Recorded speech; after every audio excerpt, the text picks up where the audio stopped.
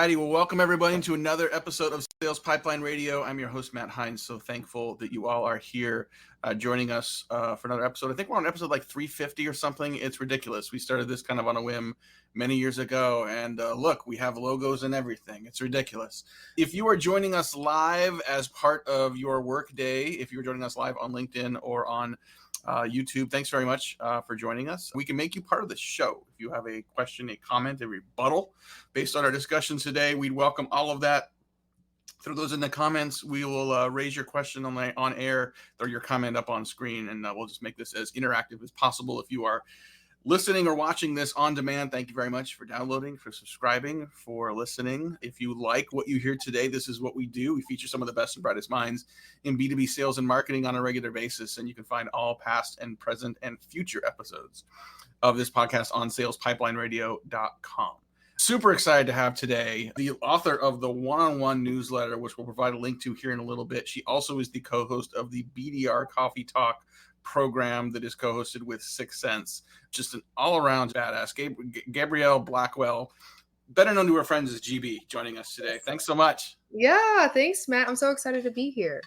I have been able to watch and admire you from afar, from the work you have done with the newsletter. You do a lot of video work. You're active on social with the BDR Coffee Talk group you do with 6 Sense. Give people a little highlight of your background and where you focus. Yes, it's funny because I followed you for a while in the backgrounds. I started off as an SDR in 2015, and I was working at this company where we sold a content marketing solution for companies that were translating into different languages. And I was like, okay, Hines Marketing might have been in my territory. So I was like, I need to know who Matt Hines is. I need to know where he's going. So I was a little stalker girl for a little while and ended up being really good at it. So much so that when I moved to another company, they had promoted me up to an SDR manager, and I have just not left since 2017. So during that time, I've worked at companies that were 50 people companies that grew to 100. I worked at companies like Gong and Airtable that went from 400 to 1,000. Now working at Culture Amp as an SDR manager. So I've seen it all, done it all. There's not much that surprises me anymore. And then I get to, of course, have like the one-on-one content brand and the coffee talk. Yeah, definitely. We'll put a link to the one-on-one in the show notes. Definitely encourage you, if you are a sales manager, a sales leader, definitely check it out. And you have fans, as you can see here, that are already showing up in the comments. Boy, so much ground we could cover just in terms of sales leadership, sales management. I want to talk a little bit about being a sales manager versus being a coach. But I think one of the topics that we were talking about before is this idea of motivation. What motivation looks like for modern sellers versus different generations is a really important distinction to make. So talk about what motivation means to you for a sales organization, then we'll kind of unpack different flavors of that.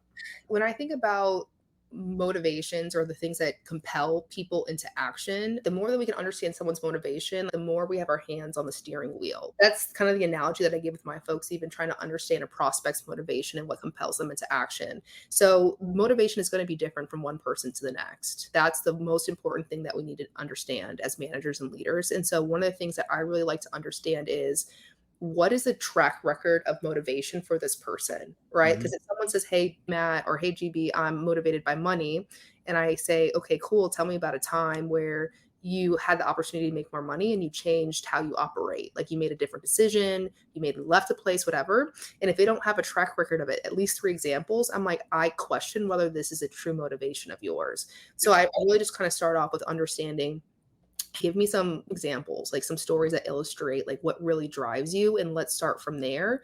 And then also I want to understand, who are leaders that you've worked for, or teachers that you've learned from, or coaches, right, from a sports perspective, that really kept you motivated and driven in these arenas, and how do they show up? What were the main behaviors? And then this then gives me kind of a playbook, right, to be able to operate with them. I think another thing that's really important is recognizing that motivations change over time depending on what's going on in someone's life. So at one point in time, someone might have been motivated by, I want to make more money, but then they might have kids, they have a family, something changes in their family. And they're like, actually, what I really care about a lot more is flexibility and independence. So I think just being very, very attuned to the fact that people are complex and they change over time. How much is motivation impacted by a company's culture or a sales team's culture? Your first answer there is very much motivation is an individual personal thing. Yes. Is it mostly personal, or is it driven also by sort of team dynamics as well? I think your environment has so much influence Yeah. over how you show up, right? So if you are in a relationship with someone and they pour into you and then you're like, all right, cool, I'm getting a lot from this relationship, you're going to keep on going back to the well. If you're in a relationship with someone and they take and take and take from you and you're like, oh wow, all of a sudden I feel like, it's not to say that I'm not motivated, it's just that I actually am running on empty. So if Mhm. you're in an environment that is not aligned to your values and what it takes for you to thrive in an environment, it makes a lot of sense why you're like, I'm just surviving here. So I think that as well as a manager, one of the things that we need to be really mindful of, and that's why I suggest asking that question about who are the leaders or teachers or coaches or whomever else it is, how do they show up for you that influenced you or inspired you to show up more and perform Mhm. better and stay motivated and productive? Because if we're not meeting people's needs on that side, then it would make a lot of sense why all of a sudden we start to see some disengagement from them. Is it harder to try to drive and impact that motivation in a virtual environment? I don't know if how much time you've spent on a sales floor with people all in person versus doing it virtual. Any changes to how you drive motivation and can impact motivation in a primarily virtual environment? I think I'm nearing towards majority of my management experience is happening in a virtual or a hybrid world. But the first 2.5 years of managing was all in an office. I would say that it's been easier in a virtual setting. And I think some of this is because people are at home, they're a little bit more comfortable. We're not face to face. And for whatever reason, it's like we're able to connect a little bit more deeply than we would if we were in an office and people have to like get ready, get dressed, show up, put Yeah. on, right, and have a facade there. So, I think if managers are willing to kind of build up that level of professionally safe intimacy with their people in a remote setting, you'd start to see that you're actually getting to know your people much deeper and much more than you would if and we also are in this weird world where like literally the world is burning right now. Like there's a lot of things that are happening. And so in these settings too, I find that people are willing to have those conversations with me about, all right, I'm struggling. I'm trying to figure out like how does work actually fit into all of this while it seems like everything is burning to hell. So I think there's an opportunity for people to be more than managers and really be like mentors and guides, especially for folks who are earlier on in their career. I think that's a pretty big difference. And I want to double click on that a little bit around how earlier generations came to work and the conversations that happened at work that today, whether we ask them to or not, people are bringing their whole selves to the office, right? And it may be in person or virtual. And, the things that they're thinking about, worried about in life Mm, can impact work.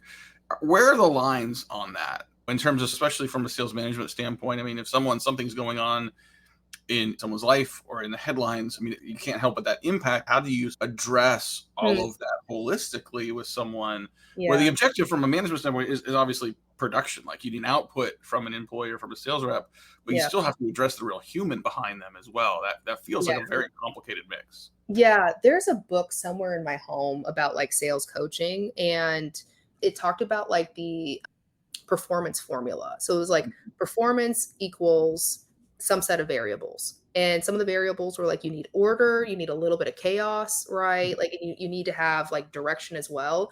But then like one of the big variables that showed up that has the biggest impact is your relationship. The relationship between Yeah. the manager and their person, Yeah. right? So if you do not have a relationship with your people, then that is always going to impact productivity and performance. They're not mutually exclusive. I will go to work and I will run through a wall for a manager who I think actually cares about me and gives a damn about me and will like go there and have those conversations with me versus someone who I think is just having a transactional engagement with me. So I think the most important thing is to like whatever's going on in the world, like you still have to be the leader. You still have to be that person who instills a level of confidence and who inspires a certain sort of like fearlessness, even if the world is crumbling and it's really hard to sell. Yeah. So I always recommend like, whatever's going on, trying to come at it from like a lessons learned perspective and giving people or inspiring people with a vision to keep hold of while everything might be really tough. But I also think it's knowing your boundaries too. I'm a people leader, but I also am somebody who's not a licensed therapist. And there are certain situations where I have to say, hey, Matt, like, I can help in these areas, but I think something that's going to be really that will just maximize what we're doing here is finding somebody who can help you in these ways. And especially if you have any kind of employee assistance programming through like Modern Health or Better Up or whatever, but I recommend talking to our therapist and our coaches to my team like, every Yeah. single week. And I Yeah. see people benefiting from that and bringing that back into team settings too. Well, I think sometimes just empathy, right? To your point, you're not expected to be a counselor and solve these problems, but to recognize that they're there, to have Yeah. empathy. And empathy is not solving the problem. It's sitting there with them and saying, I see you. Mm. And this, I know this is hard. Yes. And just that alone can be so powerful for someone, even in a professional environment, that feels like that they are heard and supported. Yeah. And majority of engagement surveys that I've seen, one of the number one questions that I see on there is, do you feel like your manager cares about you? Mm-hmm. And I would imagine if that's one of the first questions, is probably one of the most, like the biggest predictors of someone's level of engagement and therefore like potential for performance. Yeah. So the ability just to sit there and be present with someone and say, obviously this is really hard for you. And that's normal. Yeah. Talking today on Sales Pipeline Radio with Gabrielle Blackwell, GB to her friends, who is a sales manager and also the author of the One-on-One Fantastic Sales Newsletter. I'll put a link into the show notes, but if you go to workweek.com, if you scroll down, you will see a headshot of her that looks like it is scotch taped next to her name, but you can click on that and you can subscribe to a newsletter. Highly recommend it. So I was reading a few past issues, getting ready for today. And one of the things you talk about is this idea of like how you show up as a leader, right? So we can talk about like conversations we want to have. We can talk about the depth and detail of what that is. But what does it mean to show up as a leader, and how do you have to be prepared to do that well? Good question. The words that are popping up for me, we have to be prepared to meet the moment, whatever that is. And so there are times where, for me, let's say it's in a one-on-one setting and my rep is sharing or venting or whatever. And I'm like, what's going on? What am I doing? Sometimes it's just like taking a moment and asking a question. What is the best way that I can meet the moment for my rep right now? And I like asking the question, hey, what's the best way that I can show up for you? Right? Like, do you just need me to listen? Would it be helpful if we just soundboarded this? Or do you need to tell me what to do? What is the best way that I can show up for you? So in a one-on-one setting, it can be like that. And there's sometimes where I see my team, like in a group setting, we're going to a place that is very unproductive. And I have to be the person who goes, hey, we are hitting an out of bounds line right now. I hear you, I understand, but also we are moving towards here. So how do we need to show up? How does each person need to show up in this situation to help get us there? So it's one part like asking, honestly, it's like being a coach, asking questions to your people to help you figure out what's the best way to show up for your folks. But it's also making sure that you're challenging your folks to show up better if they're not doing what they need to do or they're not showing up in a way that's going to be productive for them. So I think that to me is really what I think about when I say show up as the leader. Yeah. That's a two-way street. Right. When you do effective one-on-ones, both people are coming with their best selves. Both people are coming fully present for the moment. Both people are coming prepared for the conversation they want to have. When you think about preparation for those one-on-ones, what should a sales rep bring to that conversation? What should a manager or a sales coach bring to that conversation? I do 2 one-on-ones with my team per week. Like one is focused on like numbers review, but it's more so focusing on what do you need to accomplish this week to set yourself up for success for the quarter. And then what's going to help you, and then what's going to be a hindrance. And then depending on what's going to help or what's going to hinder, that becomes our focus for our coaching conversation on like the second one-on-one of the week. So the first one-on-one that we have, the most important thing is we need to understand what's going on in your business. You need to have command over that. So we have a pacing formula that helps us understand what can we predict in terms of your performance, what are the main things that are influencing those numbers, what's going really well, and then also what do your goals need to be this week, and then coming in prepared with here's like my step-by-step of how I'm going to accomplish my goal. If I understand my reps numbers and I'm coming in prepared with that, and my rep is coming in prepared with here's my goals for the week and here's how I'm going to accomplish it, we can spend a lot more time coaching on what is your strategy for execution and you're going to be way ahead versus showing up to a one-on-one on a Tuesday and spending 20 minutes just filling out a spreadsheet. You are missing out on 30 minutes of coaching every single week compared to the person who's coming in prepared. That's right. Yeah. Awesome. Well, one of the things you wrote on LinkedIn, and for those of you who aren't following GB on LinkedIn, definitely check out her content there as well. It's one of the things you talked about, the beginning and end of a one-on-one. And the beginning was like, ask, how are you? And sometimes you have to ask that question twice, right? How are you? And people say, oh, I'm fine. No. How are you? Right. I mean, literally give that space and oxygen to have that conversation. Because if you don't, it's there anyway. And it's going to color what they're willing to share in the conversation it goes. So your advice is start with, how are you? And close with, I appreciate you. Yes. We talk a little bit about appreciation and that gesture, which is just 3 words, but how important that is for people to be seen, whether they're hitting their number or not. Yeah, I think that's the most important piece, is that when we're in a performance-based role, sometimes we only wait until somebody hits their number to actually say, hey, you're doing a great job. But there's so many things that happen before that. And so if people are only associating their worth or their level of appreciation with their performance, you're probably in a toxic culture. Like, that's my honest belief, versus someone where it's like, all right, I need to inspire you. I need you to believe, right? I'm going to encourage you, because that's going to be the things that are going to help you perform over time. So just reminding people, whether you're performing or not, I believe in you and I appreciate you. I appreciate your presence. It's important. You're important. It is super important. Hey, last question for you before we have to wrap up. Like I said, definitely check out her newsletter, The One-on-One. Check out her content on LinkedIn. You're a prolific creator. Who are some of the creators that you listen to? Who are some of the people, sales leaders and otherwise, that continue to teach and inspire you? Some of the early folks for me were Kevin Dorsey. He's been a mentor of mine, has been highly influential as well. I give a shout out to Scott Leese too. They're all Austin folks, right? I'm in Austin, Texas. I've appreciated his level of vulnerability, but also challenging people. Ralph Barcy is another mentor of mine. Honestly, these are all just like so many mentors, like Nate Vogel. But I think there was people like Nikki Ivey and Sarah Brazier when I was first started creating. I think one of the most beautiful things is to see somebody that you really admire and respect and scroll back 3-4 years and see where they started. Right? It's so helpful to know that everybody starts from the same place and you just notice they're just really consistent. So I'm going to give a shout out to, I think that was like 5 or 6 people. And I love that they were just right at the top of your head, right? I mean, people that you're thinking about, the people you're all learning from each other. And I think that that continual learning process, nobody has all the answers. And so we're all just kind of figuring this out and growing in real time. Well, GB, thank you so much for joining us today. Thanks for being part of Sales Pipeline Radio.